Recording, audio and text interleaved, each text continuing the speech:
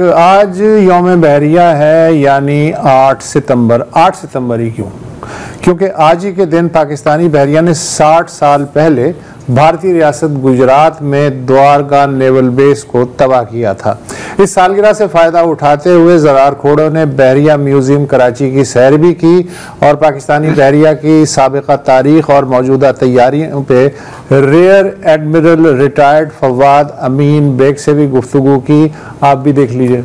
अस्सलाम वालेकुम। और माज़रत के साथ मैं एक बड़ी टिपिकल अंदाज में आगाज़ करूँगा कि जैसे आप हमारे पीछे देख सकते हैं, ये जो सबमरीन है इसका नाम है PNS हंगौर और ये वो सबमरीन है जिसने 1971 की जंग में इंडियन नेवी की फ्रिगेट कुकड़ी को सिंक किया था। मेरे से कोई गलती तो नहीं हुई? Perfectly spot on sir, fantastic.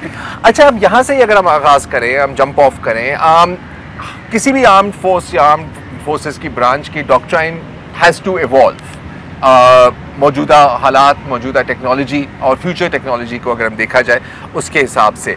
तो 65 की जंग 1971 से हमने क्या सबक सीखे, पाकिस्तान नेवी ने क्या सबक सीखे जो उनकी मौजूदा डॉक्ट्राइन पर अभी भी असरअंदाज हैं? जो अभी हमने हाल में मई में एक मुख्तसर सी जंग देखी पाकिस्तान और भारत के बीच में। How did the past inform the present? जब हमने अपने सफ़र का आगाज़ किया रॉयल पाकिस्तान नेवी की फॉर्म में back in at the time of independence, उस ज़माने में हमारे पास ज़्यादातर जो जहाज़ थे वो वर्ल्ड वॉर 2 या उससे भी कुछ पुराने जहाज़ हमारे फ्लीट में शामिल थे और उस वक्त इंतहाई कम वसाइल की मौजूदगी में हम सर्टनली एक डिसएडवांटेज पे थे अपने एडवर्सरी के मुकाबले में। लेकिन अल्हम्दुलिल्लाह नेवल लीडरशिप की विजडम और जैसे कि फोरसाइट थी, दे रियलाइज़ कि जब आपने किसी ज़्यादा तादाद वाले दुश्मन से, ज़्यादा ताकत वाले दुश्मन से मुकाबला करना है तो फिर आपने ऐसी हिकमत अमली इख्तियार करनी है कि चंद ऐसी हाई टेक बेहतरीन चीज़ें आप अपने आर्सेनल में रखें, अपनी फ्लीट में रखें, अपने बहरी बेड़े में रखें, जिनकी स्ट्राइकिंग पावर से, जिनकी हमले की ताकत की ज़ोर पे आप ऐसी कारी ज़रब लगा सकें कि दुश्मन की वो जो बेनिफिट है, जो उसको अददी नंबर्स में एक एडवांटेज हासिल है, वो न्यूट्रलाइज हो जाए। सो अगर हम 65 से इसकी कंपैरिजन को स्टार्ट करें तो 1965 में जब PNS Ghazi was in our fleet, तो Ghazi was the first submarine in the entire region, यानी इस पूरे खत्ते में पहला मुल्क जो सबमरीन को लेके आया वो पाकिस्तान नेवी थी। रियली? ऐसे बात का मुझे नहीं पता था जी। So India did not have the submarine, any of our neighbouring country, हमारे जितने पड़ोस ममालिक हैं इसमें कहीं भी आबदोज़ नहीं थी। अल्हम्दुलिल्लाह USA से हमने ये टेक्नोलॉजी हासिल की और गाजी को इस जैसे कि ये ऑपरेशनल एक्सीलेंस के साथ हमने चलाया, इतनी महारत के साथ चलाया कि 1965 की जंग में सिर्फ इस गाजी प्लेटफॉर्म की दहशत से entire Indian navy surface fleet remain bottled in their harbour, यानी वो अपनी बंदरगाह से ही नहीं निकल सके। टू दी एक्सटेंट के जब हमारे सरफेस शिप्स 1965 में, आपको पता है ऑपरेशन सोमनाथ जो द्वारका के ऊपर बहुत बड़ा अटैक था और ये बड़ा ऑडिशियस अटैक था, यानी बहुत ही हिम्मत वाला काम था कि 7 जहाज़ का एक ग्रुप निकलता है, उसे फ्लीट कमांडर लीड कर रहे हैं कमोडोर अनवर साहब, और ये दुश्मन के साहिली पानी में जाके, और उसका जो हदफ था वो एक ऐसा रडार स्टेशन था जिससे हमारे ऊपर कराची के ऊपर एयर अटैक्स आ रहे थे, ऐसा डायरेक्शन फाइंडिंग का इक्विपमेंट था जिससे वो इस क्रिटिकल नोट था। इतनी गोलाबारी की 7 जहाज़ों ने 50-50 राउंड फायर किए और उस रडार स्टेशन को नीस्तो नाबूद किया।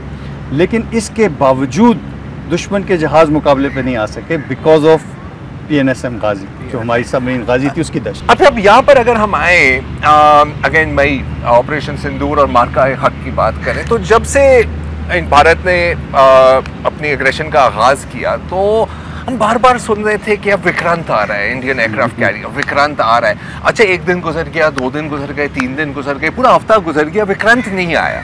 इसमें पाकिस्तान नेवी का क्या किरदार था? देखिए, एयरक्राफ्ट कैरियर का बुनियादी मकसद ये है कि जो किसी मुल्क की एयर पावर है, उसकी जो फ़ज़ाइया की पावर है, उसको समंदर में एक्सरसाइज करना, इस आज़ादी के साथ कि जहाँ मर्जी आप अपने एयरक्राफ्ट कैरियर को ले जाइए और उससे स्ट्राइकिंग पावर तक आप फोर्स प्रोजेक्शन करें अपने हवाई जहाज़ों के थ्रू जो कि एयरक्राफ्ट कैरियर कैरी कर रहा होता है। अल्हम्दुलिल्लाह पाकिस्तान नेवी की जो एक स्ट्रेटजी है, इसको कहते हैं हम एंटी एक्सेस एरिया डिनायल। इसके 2 हिस्से हैं, एक एंटी एक्सेस, दूसरा एरिया डिनायल।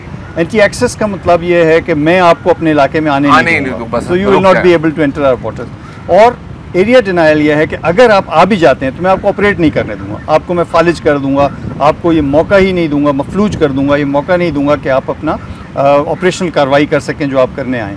अल्हम्दुलिल्लाह इस एंटी एक्सेस एरिया डिनायल की स्ट्रैटेजी ने हवा में हमारे जो मैरीटाइम पेट्रोल एयरक्राफ्ट्स हैं उनके ज़रिए, जो एयरफोर्स का हमारे साथ एक स्क्वाड्रन बंधा हुआ है जो कि मैरीटाइम ऑपरेशंस के लिए, समंदर के ऑपरेशंस के लिए मुख्तस है, उसके डेटरेंस से, जो हमारे सरफेस शिप्स पे मिसाइल बैटरीज़ हैं, जो कोस्टल मिसाइल बैटरीज़ हैं हमारे पास, और अगेन गाजी की ट्रेडिशन के तहत जो हमारी सबमरीन्स हैं, इन्होंने मिल के एक ऐसा मल्टी डोमेन, यानी हवा में, समंदर की सतह पे, समंदर की सतह से नीचे ऐसी एक सीसा पिलाई दीवार बनाई कि जिसमें दुश्मन को कोई मौका नहीं मिला कि जहां वो हमारी कमज़ोरी का फ़ायदा उठा सके। अब आप ये सोचिए कि एयरक्राफ्ट कैरियर जिस पे हज़ारों लोग होते हैं, एक एयरफोर्स का स्क्वाड्रन पूरा बसरा होता है, अगर ये हमारे विद इन स्ट्राइकिंग रेंज आ जाता, हमारी हमले की रेंज में आ जाता, तो हम इसको तो डुबो देते समंदर की तह में, तो फिर इंडिया किस मुंह के साथ रहता। बहुत बड़ी ह्यूमिलिएशन। ये एक ऐसा टारगेट था कि इसको अगर हम हिट करते तो इंडिया शायद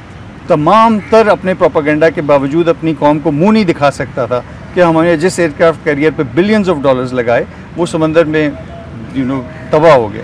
सो इस खौफ से ये विक्रांत, जिसको टेंशन टाइम में वो कहते थे कि ये पाकिस्तानी पानियों में आ जाएगा, ये ब्लॉकेट कर देगा, ये पता नहीं कितना स्ट्राइक कर देगा, वो हमारी स्ट्राइक रेंज से भी कई 100 किलोमीटर दूर तक डर के मारे रुके रहे और अपनी पीस लोकेशन से भी दूर चले गए, यानी इतना दूर चले गए जितना वो पीस टाइम में हमसे करीब होते हैं उससे भी दूर गए, इस खौफ से कि जो स्ट्राइक एलिमेंट पाकिस्तान नेवी के हैं, अगर हम इनके कहीं आसपास भी आए तो कोई पता नहीं कि क्या अंजाम हो। तो ये जो ताकत जिसका उन्हें घमंड था, वो पाकिस्तान नेवी की हिकमत अमली की वजह से, हमारी लीडरशिप की विजडम की वजह से, हिकमत की वजह से वो एक कमज़ोरी बन के सामने आया। तो ये इसका एयरक्राफ्ट कैरियर्स के बारे में अगर मैं आपसे सवाल करूं तो माना कि एक स्टेटस सिंबल है, फोर्स प्रोजेक्शन प्लेटफॉर्म है, लेकिन कुछ हद तक जदीद दौर में रिडंडेंट नहीं हो गए। मैं अभी हम सब ने देखी थी जो पीपल्स लिबरेशन आर्मी की जो शानदार मिलिट्री परेड थी, और बहुत उसमें फोकस था ऑन एंटी शिप वेपनरी, बल्कि हाइपरसोनिक YJ सीरीज़ के मिसाइल्स डिस्प्ले हुए हैं, unmanned under water vehicles, smart mines. Aircraft carriers अब थोड़ी सी पुराने ज़माने का आइटम नहीं हो गया आपकी नज़र में? इस हमारे जो थिएटर है, पाकिस्तान इंडिया के थिएटर, जैसे आपने पहले कहा, मेन मकसद इसका पावर प्रोजेक्शन है, अपनी ताकत को दूर तक पहुंचाना है, वहां तक जहां आप ज़मीन से नहीं जा सकते, समंदर के रास्ते पहुंचाएं। तो जो बड़ी नेवीज़ हैं, जैसे अमेरिका है, जब ये साउथ चाइना सी में, पैसिफिक में ऑपरेट करता है, तो फोर्स, वो कैरियर फोर्स ही है जो उसको वो ताकत देती है कि वो वहाँ तक पहुँचे। लेकिन पाकिस्तान इंडिया सिनारियो में जो हमारी ज्योग्राफी है, जो समंदर का इलाका है, वहाँ पे इस एयरक्राफ्ट कैरियर की कोई, जिसे कहिए कि ऐसी बर्तरी नहीं है जिससे वो अपनी ताकत को फ़ायदा उठा सके। एक तो ये कि जब ये उस फासले पे आए जहाँ ये मार्क कर सके अपने हवाई जहाज़ों से या अपने मिसाइल से, उससे बहुत पहले जो मैंने आपसे जिक्र किया, हमारे जो सी डिनाइल प्लेटफॉर्म्स हम उनको कहते हैं, यानी जो दुश्मन की फोर्सेस को तबाह करने के लिए समंदर में हमारे प्लेटफॉर्म्स हैं, वो उससे कहीं पहले उसको स्ट्राइक कर लेते हैं। एक तो ये बात है। दूसरा ये है कि जो ज़मीन की जंग है उसके डायनामिक्स ऐसे होते हैं कि एयर बैटल ज़्यादातर ज़मीन पे लड़ी जा रही होती है। अगर आप समंदर में आते हैं, समंदर में Arabian sea, Indian ocean by large, पूरी दुनिया की एनर्जी सप्लाईज़ का हब है। गल्फ़ से सिर्फ हमारे नहीं बल्कि पूरी दुनिया की जो तेल की रिक्वायरमेंट है वो गुजरती है। ये एक ऐसा एनर्जी हाईवे है कि अगर इसमें ज़रा सी भी डिस्टर्बेंस हो तो पूरी दुनिया हिल जाती है। सो अगर यहाँ पे कोई गैर जिम्मेदाराना फेल करता है और कोई ऐसी एक्टिविटी करता है जिससे इस समंदरी राहदारी पे कोई किसी किस्म का सिक्योरिटी का ख़तरा आए, तो पूरा इंटरनेशनल ऑर्डर जो है वो उसको इनहिबिट करता है। सो पाकिस्तान इस पूरे रीजन में एक ज़िम्मेदार फोर्स के तौर पे सामने आया है, जिसने ना सिर्फ ख़ुद यहाँ पे कोई इस तरह की इंस्टेबिलिटी नहीं क्रिएट की, अदम इस्तेहकाम नहीं पैदा किया, ना उन्होंने इंडिया को मौका दिया कि इंडिया यहाँ पे कोई ऐसा अदम इस्तेहकाम पैदा करे, इस समंदरी राहदारी को किसी भी किस्म की डिस्टर्बेंस करे। कराची पे कोई अटैक नहीं आया, गवादर पे कोई अटैक नहीं आया, डिस्पाइट सेइंग कि जी हम कराची को टारगेट करेंगे। इंडियन नेवी की हिम्मत नहीं पड़ी। वैसे इंडियन मीडिया में तो उन्होंने कराची को तबाह कर दिया वो था, तो लाहौर पोर्ट भी तबाह लाहौर पोर्ट भी तबाह कर दिया था। That's true। बट इसकी एक वजह ये भी है कि उन्हें इस बात का इदराक है कि अगर कराची की तरफ कोई कदम उठेगा तो कांडला भी यहाँ से दूर नहीं, मुंबई भी यहाँ से दूर नहीं, और पाकिस्तान नेवी की जो रेंज है अटैक करने की, उसमें अल्हम्दुलिल्लाह उनके इतने बड़े बड़े अहदाफ हैं कि वो ये रिस्क ले नहीं सकते। It's too big a gamble जिसको वो स्ट्राइक करने से घबराते हैं। अच्छा, अब अगर हम थोड़ा सा फ्यूचर की तरफ देखें, और यहाँ पर मैं बात करना चाह रहा हूँ ड्रोन्स की। अब हमने देखा कि जो पिछली जो जंग हुई है पाकिस्तान और भारत के बीच में, ड्रोन्स का काफ़ी इस्तेमाल किया भारत ने स्पेशली। अब हमने भी किया, लेकिन वहाँ पर इजरायली मेड हरोप ड्रोन्स भेजे गए थे। और अभी जो हम देख रहे हैं, अगेन मैं वो चाइना के मिलिट्री परेड की तरफ जाऊँगा, microwave anti drone systems, laser anti drone system, ये भी एक तरह से एक ड्रोन्स का इस्तेमाल एक तरह से एक फोर्स मल्टीप्लायर भी आप आई सपोज कह सकते हैं। इसको काउंटर करने के लिए पाकिस्तान नेवी की क्या स्ट्रेटजी है कि अब जाहिर है कि भारत भी अपनी गलतियों से सीखेगा, right? So in the war of the future, क्योंकि कभी ना कभी तो होगी, what kind of scenario are we looking at? अभी जो एंटायर स्पेक्ट्रम ऑफ वॉरफेयर है वो शिफ्ट हो रहा है from manned capital ships to small swarms of unmanned ship. इसको मैं आसान लैंग्वेज में कहूं कि बड़े बड़े जहाज जिन पे बड़ी ताकत का मजर होते थे, बड़े बड़े टैंक, बैटल शिप्स, उसका अब ज़माना नहीं रहा। अब छोटे छोटे ड्रोन्स होंगे जो ज़्यादा तादाद में आएंगे, इसे इंग्लिश में हम स्वॉर्म कहते हैं, कि कई हज़ार की तादाद में आएंगे। AI linked usually. कोई उनमें से वो एक दूसरे के रोल भी चेंज कर लेते हैं, तो कोई दुश्मन पे नज़र रखे हुए है, कोई उसको टारगेट कर रहा है, कोई उसको मिसाइल मार रहा है। ये सारी चीज़ें वो ड्रोन छोटे छोटे ग्रुप्स में कर रहे हैं। अगर आप एक ड्रोन को मारना चाहेंगे तो उसके लिए जो एक मिसाइल आप इस्तेमाल करते हैं उसकी इतनी कीमत होती है कि वो कई 100 ड्रोन्स की कीमत से ज़्यादा वो आपका एयर डिफेंस मिसाइल होता है। बिल्कुल। तो ये बड़ा एक चैलेंज बन जाता है एयर डिफेंस के लिए कि हम इनसे कैसे लड़ें। तो कोई भी नई टेक्नोलॉजी जब आती है तो उसके दो रुख हैं। एक तो ये है कि we have to adopt it, हमें पाकिस्तान नेवी को अनमैन्ड प्लेटफॉर्म्स की तरफ जाना है।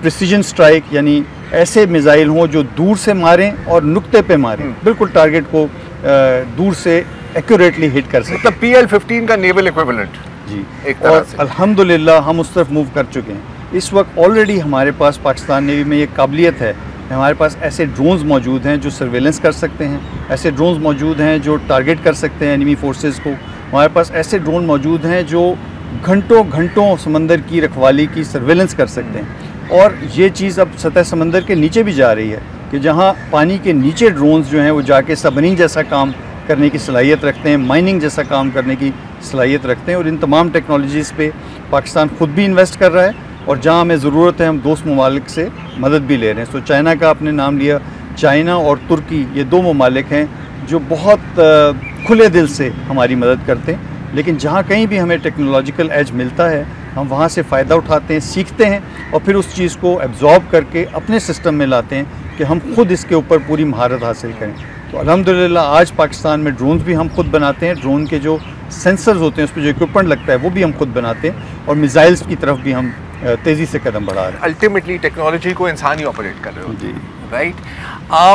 जो ट्रेडिशनल और एक जो इम्प्रेशन होता है कि जो बड़ी इंस्टीट्यूशंस हैं they are reluctant to change, थोड़ा सा ट्रेजेक्टरी चेंज करने में टाइम लगता है, लेकिन दुनिया बहुत तेज़ी से बदल रही है। तो जो नई खेप है, जो नए रिक्रूट्स हैं, उनको किस तरह मतलब ट्रेनिंग करिकुलम कैसे चेंज किया जा रहा है जब आप देख रहे हैं कि लम्हा बर लम्हा टेक्नोलॉजी चेंज होती जा रही है? तो जैसे अब हम AI की बात कर रहे हैं, साइबर की बात करें, क्रिप्टो की बात करें, रोबोटिक्स की बात करें, ये सब चीज़ें अल्हम्दुलिल्लाह पाकिस्तान नेवी के ट्रेनिंग सिलेबाई के अंदर एम्बेडेड हैं, यानी शामिल हैं। हमारी naval research and development institute जो है हमारी पाकिस्तान नेवी के अंदर, और मैरीटाइम टेक्नोलॉजी सेंटर है SPD के अंदर, तो ये दोनों इदारे इन टेक्नोलॉजीज़ पे बेतहाशा काम कर रहे हैं और इनकी प्रोडक्ट्स ऑलरेडी डिलीवर हो रही हैं। सो हम एक बहुत एडवांस स्टेज पे हैं और तरक्की का ये सफ़र जारी है। पाकिस्तान नेवी का हमेशा एक तारीखी किरदार रहा है फ्लड रिलीफ में। इस बार क्या इंतज़ाम किए गए? हमारे जो